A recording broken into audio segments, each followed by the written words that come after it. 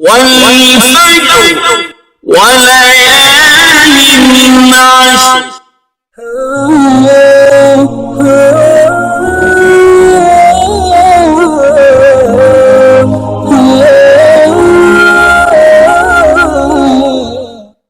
أعوذ بالله من الشيطان الرجيم. بسم الله الرحمن الرحيم.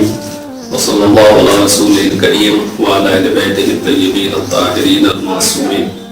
ناظرین کرام، 25 محرم الحرام وہ دردناک اور المناک تاریخ ہے جب واقع کربلا کی یادگار اور وہ ذات والا صفات جس نے پورے واقع کربلا کو اپنی نگاہوں سے دیکھا اور جب تک زندہ رہا واقع کربلا کو یاد کر کر کے آنسو بہاتا رہا، گریہ کرتا رہا. اس امام کے وجود زیود کو بھی ظالموں نے برداشت نہ کیا، یہاں تک کہ آپ کو بھی زہر دغا کے ذریعے شہید کیا گیا.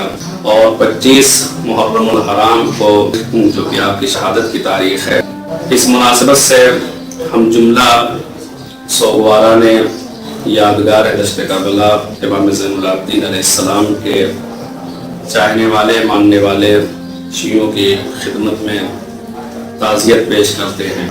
ہم اس مختصر سے پروگرام میں امام زین العابدین علیہ السلام کی ایک حدیث شریف کا ترجمہ حضرات کی خدمت میں مختصر وضاحت کے ساتھ پیش کریں گے، جس میں امام علیہ السلام نے اپنے شیعوں اور اہل بیت کے دوستداروں کے صفات اور ان کی نشانیاں بیان کی ہیں.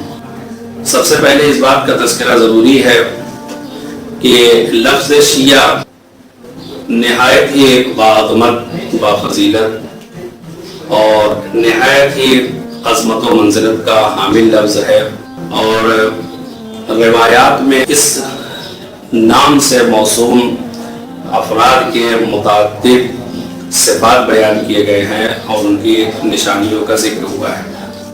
یوں تو سماج اور معاشرے میں اس لفظ کے جو معنی رائج ہیں، جب ہم ائمہ علیہ السلام کی احادیث میں اور نبی اکرم کے ارشادات میں اس لفظ کا مطالعہ کرتے اور دیکھتے ہیں، تقریباً ہر امام سے شیعوں کے بارے میں سوال کیا گیا، یا کچھ لوگ امام کی خدمت میں آتے ہیں اور اپنے شیعہ ہونے کا دعویٰ کرتے ہیں، تو وہاں پر امام علیہ السلام ان کے سامنے شیعوں کے فضائل بیان کرتے ہیں، یا ان کے فرائض اور ان کی ذمہ داریاں اور ان کی علامتیں اور ان کی نشانیوں کا تذکرہ کرتے ہیں.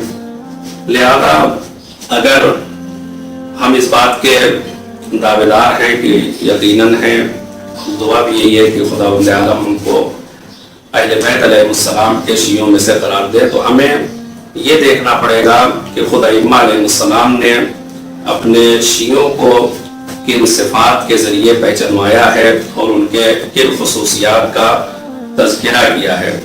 ہمیں اس کے ان صفات اور خصوصیات کے مطالعے کے بعد اپنے اندر ان صفتوں کو پیدا کرنا چاہیے اور اپنے آپ کو اس منزل پہنچانا چاہیے کہ جس کے لیے نبی اکرم صلی اللہ علیہ وسلم نے مولا کائنات سے ارشاد فرمایا تھا، یا علی انتا وشیتک ہم الفائزون، کہ علی آپ اور آپ کے شیعہ ہی روز قیامت کامیاب ہونے والے ہیں.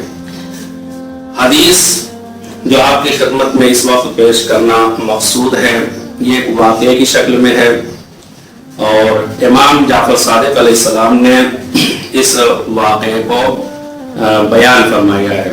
یہ حدیث شیخ صدوق علیہ الرحمہ کے مشہور و معروف کتاب صفات الشیعہ میں حدیث نمبر 40 کے عنوان سے مرقوم ہے. واقعہ اس طرح سے ہے کہ ایک دن امام زین العابدین علیہ السلام اپنے بیت الشرف میں تشریف فرما تھے کہ اتنے میں کچھ لوگ آتے ہیں اور دق الباب کرتے ہیں. جب امام علیہ السلام کے کانوں میں ان کے دق الباب کی آواز پہنچتی ہے تو وہاں پہ موجود کنیز سے امام فرماتے ہیں کہ جاؤ دیکھو دروازے پر کون ہے. کنیز جاتی باہر سے آنے والے آواز دیتے ہیں کہ قوم من شیعتک، ہم آپ کے شیعوں میں سے ہیں. جیسے ہی امام علیہ السلام نے یہ سنا کہ شیعہ آئے ہیں. تو اب روایت کا جملہ ہے جو امام جعفر صادق علیہ السلام نے ارشاد فرمایا فوسبا اجلانے حتی کارا ان یقعا. امام زین العابدین علیہ السلام نے تشریف فرما تھے، اتنی تیزی سے اٹھے ہیں کہ قریب یہ تھا کہ لڑکھڑا کر زمین پہ گر پڑتے. یہ فقرہ اور یہ جملہ یہ بتا رہا ہے کہ امام زین العابدین علیہ السلام اپنے شیعوں سے ملنے کے کس قدر مشتاق تھے. ایسے زمانے میں، ایسے دور میں جب مدینے میں واپسی ہوئی ہے آپ کی اور اہل بیت پہ طرح طرح کے مظالم اور مسائل اٹھائے جا رہے تھے، اس زمانے میں جب کوئی اپنا یاور و مددگار اور ناصر اور شیعہ اور پیروکار مل جائے تو یہ کتنی اہمیت کی بات تھی کہ امام زین العابدین علیہ السلام نے جیسے ہی یہ سنا کہ ہم آپ کے شیعوں میں سے ہیں تو امام زین العابدین علیہ السلام فوراً تیزی سے کھڑے ہو جاتے ہیں، اور اس طرح سے کہ امام جعفر صادق علیہ السلام نے فرمایا کہ قریب یہ تھا کہ آپ زمین پر گر پڑتے ہیں.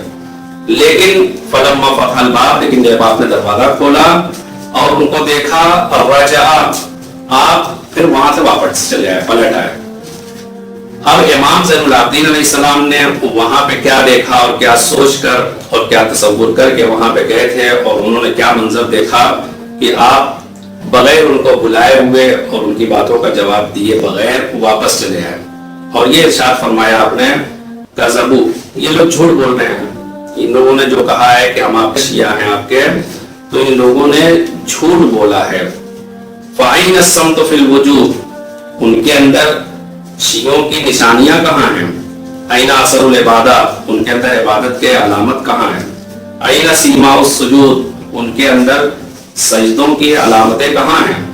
اب امام علیہ السلام فرماتے ہیں کہ اگر ہمارے شیعوں کو پہچاننا ہے تو ان کی علامت یہ ہے، ان کی نشانیاں یہ ہیں کہ انما شیعتنا یعرفون بعبادتہم وشعثہم، کہ ہمارے شیعہ عبادت اور دنیا سے بے تعلقی کے ذریعے پہچانے جاتے ہیں، کہ عبادت اس انداز میں کرتے ہیں کہ قد قطعت العبادت منہم الاناف، کہ اتنی عبادت کی اور سجدے میں گئے کہ سجدے کا ایک حکم یہ ہے کہ زمین پہ اعضائے سبع، 7 اعضائے سجدہ کے ساتھ ساتھ ناک کو بھی زمین پہ رکھنا چاہیے. تو سجدے کا یہ عالم ہے کہ ہمارے شیعہ جو ہیں ان کی ناک زخمی ہو جاتی ہیں اور ان کے پیشانی اور دیگر اعضائے سجدہ پر گڈھے پڑ جاتے ہیں. اس کے بعد امام فرماتے ہیں کہ ان کے پیٹ سے لگے ہوتے ہیں اور ذکر الہی کی وجہ سے ان کے ہونٹ خشک ہوتے ہیں. عبادت کی وجہ سے ان کے چہرے میں ورم پیدا ہو گیا ہے. راتوں کو جاگنے اور گرمی کے سخت دنوں میں عبادت کرنے نے ان کے جسم کو بوسیدہ بنا دیا ہے. اب امام علیہ السلام ارشاد فرماتے ہیں کہ جب لوگ خاموش ہوتے ہیں تو یہ تسبیح پروردگار کرتے رہتے ہیں. وَالْمُصَلُّونَ إِذَا نَامَ النَّاسُ، اور جب لوگ سوئے رہتے ہیں تو یہ اللہ کی بارگاہ میں کھڑے ہوتے ہیں اور نمازیں پڑھتے ہیں. الْمَحْزُونُونَ إِذَا فَرِحَ النَّاسُ، جب لوگ دنیاوی خوشی میں مشغول ہوتے ہیں اس وقت یہ محزون و مغموم ہوتے ہیں. یعرفون بالزہد، زہد کے ذریعے، دنیا سے کنارہ کشی کے ذریعے ان کو پہچانا جاتا ہے. کلامہم الرحمت، ان کی گفتگو، ان کا کلام، ان کی بول چال یہ رحمت ہوتی ہے، دوسروں کے لیے باعث زحمت نہیں ہوتی ہے. اگر وہ زبان کھولتے ہیں کچھ بولتے ہیں تو ان کی زبان سے رحمت ٹپکتی ہے. وَتَشَاغُلُهُمْ بِالْجَنَّةِ، اور ان کی ساری فکر اور سارا ہم و غم اور ساری مشغولیت جنت ہوتی ہے، کہ کوئی بھی ایسا کام نہ کریں جس کی وجہ سے وہ جنت سے دور ہو جائیں. یہ امام علیہ السلام کے حدیث مبارک تھی جس کو آپ کے خدمت میں پیش کیا گیا. دعا کی پروردگار عالم کہ ہم لوگوں کو اپنے اندر بھی ان صفات کو پیدا کرنے اور ان نشانیوں اور علامتوں کو پیدا کرنے کی توفیق عطا فرمائے، اور دنیا میں اور آخرت میں ہمیں اہل بیت علیہ السلام کے سچے شیعوں میں سے قرار دے. السلام علیکم ورحمۃ اللہ وبرکاتہ.